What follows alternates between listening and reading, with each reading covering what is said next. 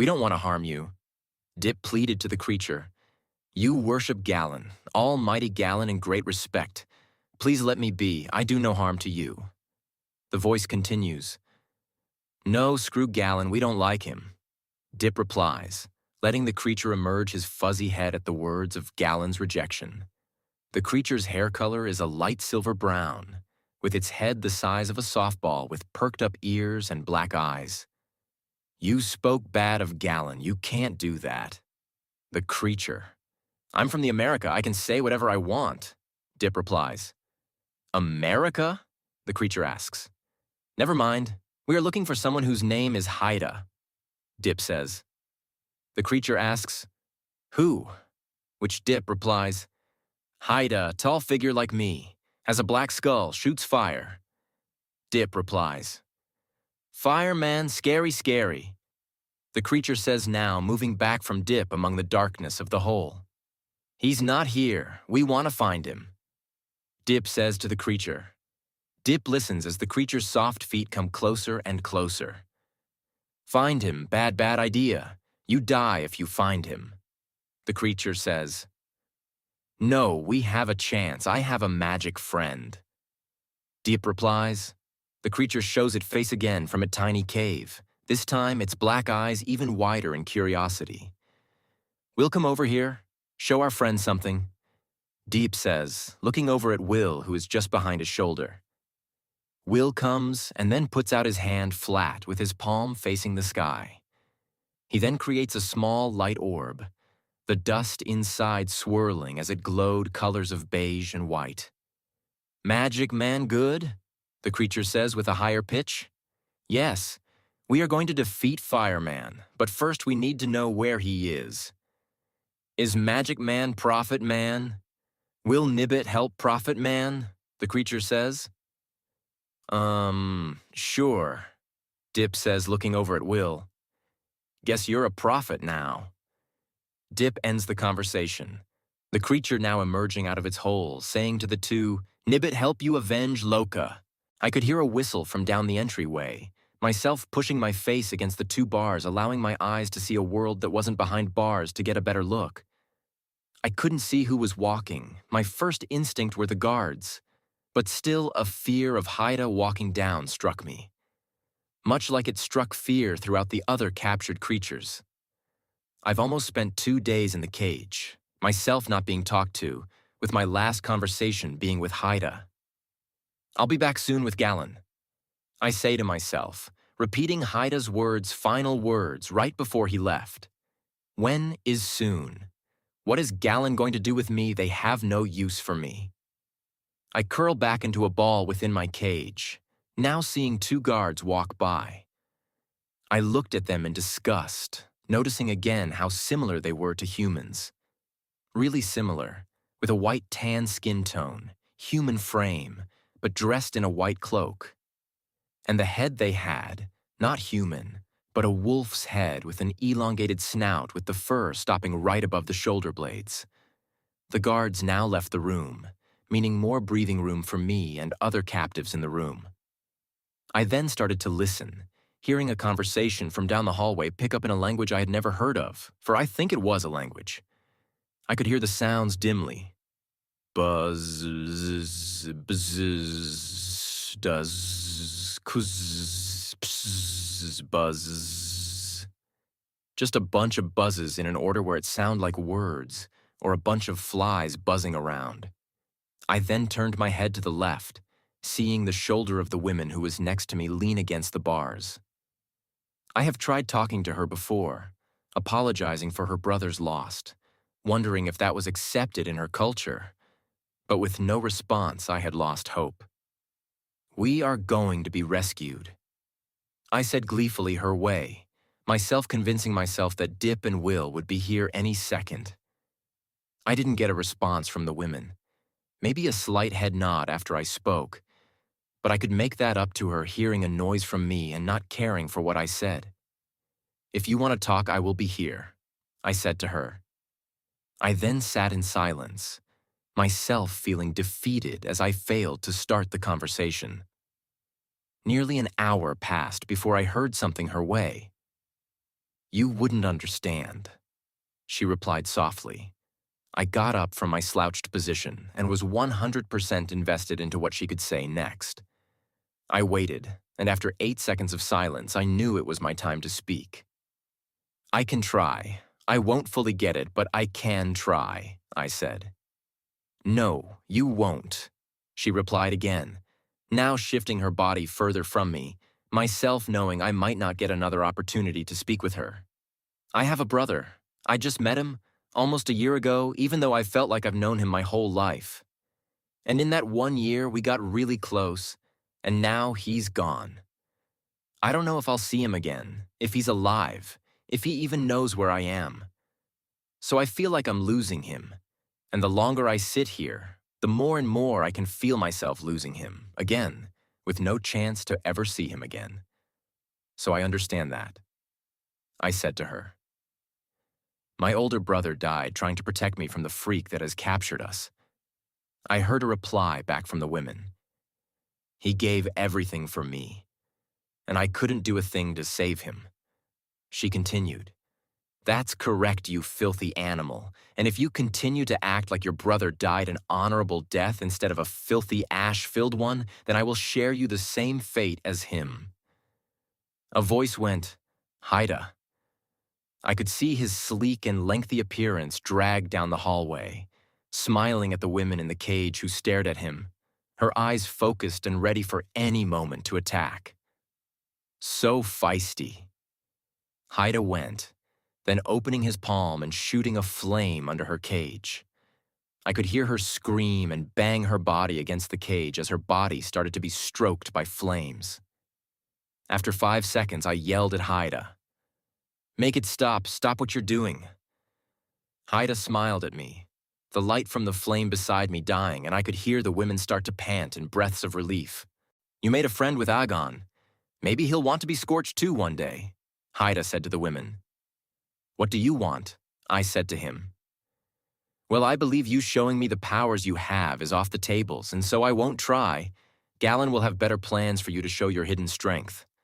However, I need help to learn what from your planet is this. Haida said then, turning around and grabbing a skull from one of the guards who walked away right after. I looked at the skull, which was long in his hands, appearing as if it was crocodile skull with the row of teeth and slim but long mouth. But the size of it was too big. Even with Haida being around 6 feet, the skull was almost the same length of his body, meaning it couldn't be an animal from Earth. And that's because it wasn't, that had come from the egg Will had found. The animal that ripped up Thurston, that an army couldn't kill, that the only way to defeat it was sending it through a portal to this planet. Take your time in identifying it. I'm sure you know what it is. Took my people quite a long time to capture it, even longer for me to slowly burn it alive, Haida said. Why did you burn it? I asked him. Reminded me of lesser beings. That's what I think of your planet, lesser to the one Galen has created. This is the greatest world that could exist. Haida went looking around the room while every creature remained silent in their cages. Cheer for Galen's creation. Haida went, lighting his arms again and then pushing them out, shooting flames. Each one lit right under a cage of an entrapped creature, myself including. The entire room filled with screams in pain as each and every being tried to escape the engulfing heat.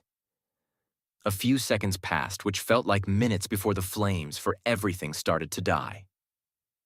Tell me where it came from, or lights go up again. Longer. Haida went. This comment got grunts and growls from other creatures. It's an alien. It came from another planet, not Earth. I said to him. Not Earth? Haida asked. Yes, we call it alien life. Other species besides the one on our planet that exist only on other planets. Other Earths around in space. More places to conquer once we take over Earth. Galen's rule will extend past the stars. Haida cheered. Haida then looked at me, showing a sly smirk in his blackened teeth and skull. He then laughed, throwing the skull in the air and creating a bright bolt, shooting at the skull and smashing it into thousands of pieces, the debris ringing off the metal cages. "Till Gallon arrives," Haida said as he walked down the room, leaving. "How much longer?" Will groaned to Nibbit as a vine wrapped around his ankle, tripping him. Dust exploded when he hit the ground as Dip and Nibbit looked back at him. Will now reached for his ankle, unraveling the heavy vine and feeling a lingering shot of pain coming back moment after moment. "Please tell me you're still healthy to continue," Dip commented, noting that the front of Will's shirt had changed color from how much sweat had left his body. "Healthy, healthy?" Nibbit went, showing the outcome he wished for Will. "Do we have any water, anything to drink?" Dip asked Nibbit, noticing how dirty the light brown fur coat had darkened since leaving the cave. Nibbit now looked around. "Bati, this way." Nibbit said out loud. "Bati?" Dip asked. "Batiquitos, waterhole, for drink." Nibbit finished. The creature then went down past more foliage as Dip turned back to Will, who had started climbing up a tree trunk for the support to stand up again, and with a straightened knee would be fully standing once again. "Hey, He let out a slight pain as he put the first bit of weight on the ankle. "You okay?" Dip asked. "Enough to kill, asshole," Will said, pushing through. Will and Dip both figured out they were close to a resting place when the foliage around them started to become a different color. For miles in the woods, it was green plants, with some containing bits of yellow in them. But as they got closer and closer to Bati, which was Nibbit's word for watering hole, the colors on the plant became more vibrant. One eye catching one was a large pineapple-like tree, which trunk was bright orange and round with the leaves on top fanning out in bright red leaves with the end containing a bunch of cherry-like fruits. "Dip and Will eat those," Nibbit said, a somewhat hesitant Dip plucking one off, and before eating watched as the careless Will took a handful and pushed them into his mouth. "It's not poisonous. I've had this fruit before," Will said to Dip, who was still hesitant. Dip then pulled the fruit, which he noted was squishy, and popped one in his mouth. He noted it tasted like a sweet berry, then chewing down into the skin and feeling the liquid gush inside. "That's really good," he reacted. He felt like the fruit had a cherry-like taste, but sweeter and smooth. That it was a little bit chilled and made his mouth tingle in excitement for another one. And so Dip did, dragging the branch down and collecting as many that could fit in his hand. The amount he collected was around 10, before he noticed the 11th had dropped out of his hand. Dip now found Will and Nibbit looking among the small lake, seated upon a rock. "Good, right?" Will said, taking a bite of the fruit he had collected. Dip nodded with a mouthful of the fruit as Nibbit threw another in his mouth that he had collected. Dip now stared out at the lake, the water still allowing for him to see into it through the crystal water. The bottom of the lake seemed to not have much. The sandy beach which surrounded the lake were the same as the lake bottom. Dip noting that no fish were present as well, and finally small pockets of bubbles would come up to the surface from where gas had passed through under the sand. "How much longer till we are to Nick?" Will asked Nibbit, who was massaging his tiny fur-covered rabbit-like feet. "Close, very close. 10 more miles through trails." Nibbit responded to his question. They rested for nearly an hour, during the time seeing a deer-like animal with antlers coming out the side of its head instead of the top, take a drink from the lake, eventually being well enough to leave the lakeside and continue their journey. Look up." An excited Nibbit then pointed to the sky after another couple of hours of hiking through the forest. Will and Dip followed the teddy bear like finger to the sky, seeing the gray guard tower of where Haida set his castle. They approached slowly, careful not to alert any of the guards which circled the perimeter of the building. Finally, they saw an opening, a door off to the side made of oak wood, different than the gray brick which made up most of the castle. They entered, going through a hallway and entering a large hall. They looked around, Dip, Will, and Nibbit waking through the middle of the room. To their sides were cages with creatures entrapped inside. Made it, made it. Nibbit went as pranced down the hall. Friends are here. Dip and Will cautiously walked down the path, the pattern of creatures looking up at them as they went past. Finally, they reached the end. Nick? Will cheered as he rushed to his cage. He grabbed the cage, pushing it a little bit, which startled me, but otherwise I was in good spirits for my long-awaited freedom. Will then looked up, shooting an orb at the chain which dropped the cage as I felt my bottom colliding, causing a small bruise. Then, another smaller energy orb shot at the gate lock, opening the cage. I crawled out, looking up at my brother who had freed me. "Let's go," Dip said. "We'll make the portal," he finished. Will then looked around the room, Nibbit looking around too at all the creatures still in their own cages. I finally got a good view of the room as well, the entrapped inmates totaling 12, 6 on each side with myself included. "We can't help them without alerting the guards to our location." Dip said, "They might be on their way already." Will then looked over at me, seeing that some of my clothes were now torn and blackened by the torment of Haida. "We have to help them." Will went, shooting an orb, breaking the lock of the creature that was imprisoned in front of me.